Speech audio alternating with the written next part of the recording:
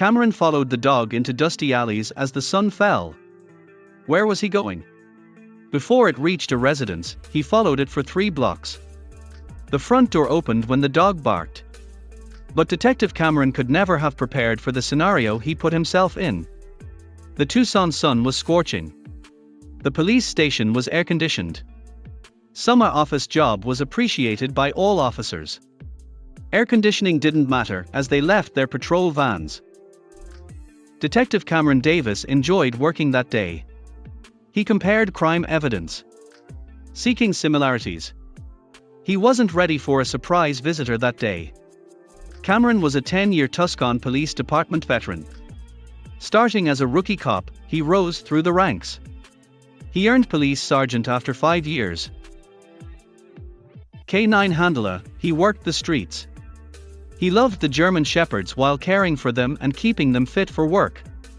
He had no idea how useful that skill would be after working at a desk. Cameron was promoted to detective after 8 years.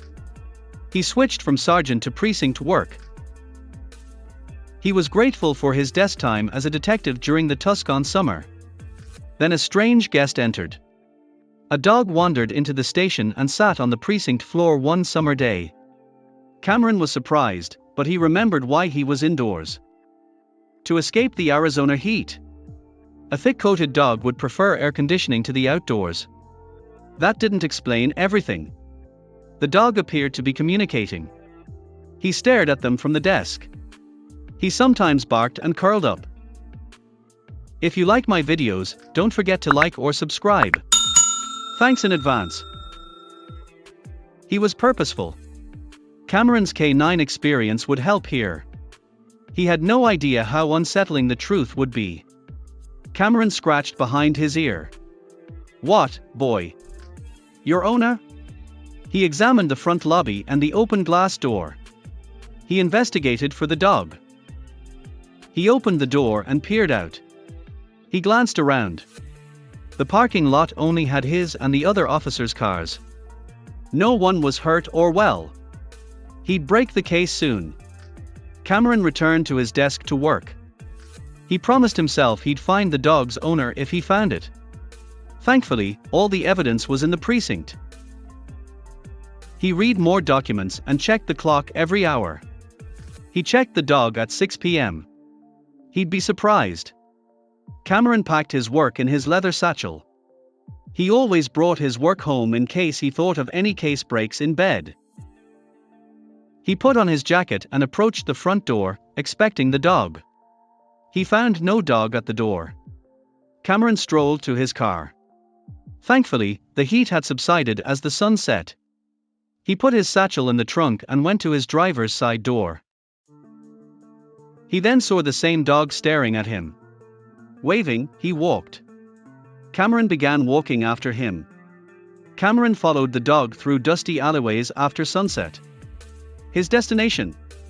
It took 3 blocks to reach a house. Cameron watched the man investigate the barking dog outside. He saw him and the dog outside his house and did the unexpected. Cameron felt uneasy. He prepared for the worst, holding his gun. He approached the animal and squinted. He then surprised Cameron. The man stared at the dog silently for minutes before crying. Cameron was confused as he cried on his knees. He recovered. He thanked Cameron for bringing him to him. It's everything. The man clarified, but Cameron was still confused. Cameron sat in his kitchen after the man invited him. He said the dog belonged to his late brother. Now he saw his brother's dog. He fled after his death. The man said. He said he belonged in the station. The man said the dog's precinct visit made sense. He said his brother had a lengthy criminal record, often thrown into the drunk tank. The dog went to the station thinking he was there. He was reunited with a relative who would care for him in his owner's place. Thanks for watching. I'll see you again in the next video.